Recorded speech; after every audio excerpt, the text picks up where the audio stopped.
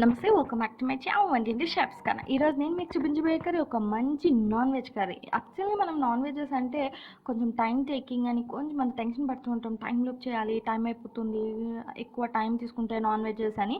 But ఈరోజు నేను చూపించబోయే కర్రీ వచ్చేసి మీకు వెజ్ కన్నా చాలా ఫాస్ట్గా కుక్ అయిపోతుంది అనమాట. చాలా ఈజీగా కూడా చేసుకోవచ్చు, చాలా టేస్టీగా ఉంటుంది.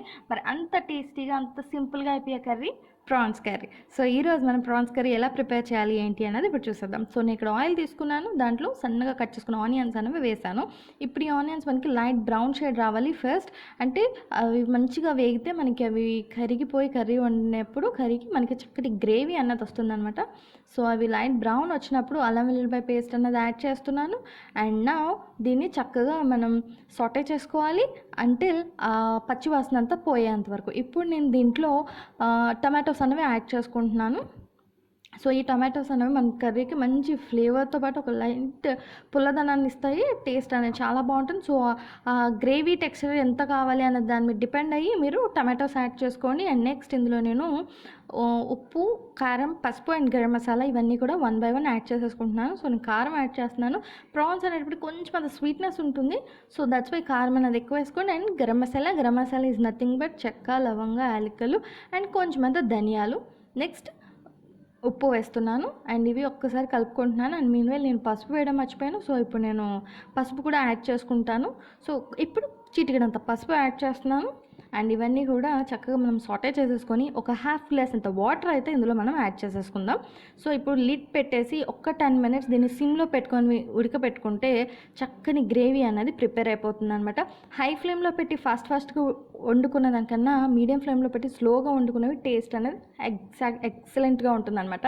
సో నాకు ఇక్కడ 10 minutes తర్వాత కర్రీ అన్నది చక్కగా ఉడికింది ఆ గ్రేవీ. దానికి బెస్ట్ ఎగ్జాంపుల్ ఏంటంటే ఆయిల్ అంతా పైన ఫ్లోట్ అయింది. మనకి ఆయిల్ అలా ఫ్లోట్ అయిందంటే అర్థం గ్రేవీ అంతా పర్ఫెక్ట్లీ కుక్డ్ అనే అర్థం అనమాట. సో ఇప్పుడు దీంట్లో నేను ప్రాన్స్ వేస్తున్నాను. పచ్చి ప్రాన్స్ అన్న ఈ టైంలోనే యాడ్ చేసుకోండి. నేను వేసేవి బాయిల్డ్ ఉంటాయి. దీనికి నేను ఒక సెపరేట్ ప్రాసెస్ అన్నది చేస్తాను. దానికి సంబంధించిన వీడియో లింక్ అన్నది మీకు కింద డిస్క్రిప్షన్లో ఇస్తాను. ఎవరికైనా ఈ ప్రాసెస్లో కావాలనుకుంటే అక్కడ లింక్ అన్నది చెక్ చేయండి. అండ్ ఇక్కడ నేను ఉడకపెట్టుకున్న ప్రాన్స్ వేసాను. అదే పచ్చి ప్రాన్స్ వేస్తే ప్రాన్స్ యాడ్ చేసి అవి ఉడికేంత వరకు వెయిట్ చేయాలి. సో నేను ఒక్క 5 minutes తర్వాత దీంట్లో పచ్చిమిరపకాయలు అన్నవి యాడ్ చేస్తున్నాను.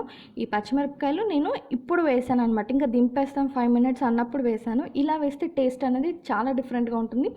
ఆయిల్లో వేసిన దానికన్నా ఇది డిఫరెంట్ టేస్ట్ ఉంటుంది. ఒకసారి ట్రై చేసి టేస్ట్ చేయండి. నెక్స్ట్ లాస్ట్లో ఇంకా నాకు 5 minutes తర్వాత నేను కర్రీ అనేది దింపేస్తున్నాను. సో కొత్తిమీర యాడ్ చేసేసుకున్నాను. సో ఇప్పుడు దీన్ని డైరెక్ట్ సర్వింగ్ బౌల్లోకి తీసేసుకుంటున్నాను. సో ఈ కర్రీ అనేది చూసారు కదా, 10 minutes అంటే 10 to 15 minutesలో కర్రీ అనేది ప్రిపేర్ అయిపోతుంది. చాలా ఈజీగా సింపుల్గా మనం ఈ కర్రీని ప్రిపేర్ చేసేసుకోవచ్చు. అండ్ ఇది చపాతీస్లోకి కానీ, బగారా రైస్లోకి కానీ, any flavoured rice or white rice everything దేంట్లోకి తిన్నా కూడా మీకు పర్ఫెక్ట్గా సూట్ అయిపోతుంది అనమాట. చాలా టేస్టీగా ఉంటుంది అండ్ చాలా సింపుల్గా కూడా మనం ఈ కర్రీని ప్రిపేర్ చేసేసుకోవచ్చు. With in a span of 5 to అంటే మనకి ఏదైతే ప్రాన్స్ ఉడికిపోయి ఉంటే కనుక 10 to 15 minutes ఎనఫ్. లేదు అనుకుంటే 15 to 20 minutes అన్నది టైం పడుతుంది. ప్రాన్ అనేది ఎప్పుడు కూడా చాలా ఫాస్ట్గా కుక్ అవుతుంది కాబట్టి. సో మా వీడియో కనుక మీకు నచ్చినట్లయితే please subscribe to our channel and please follow on Instagram name of Vantinti chefs Khan. That's all for today.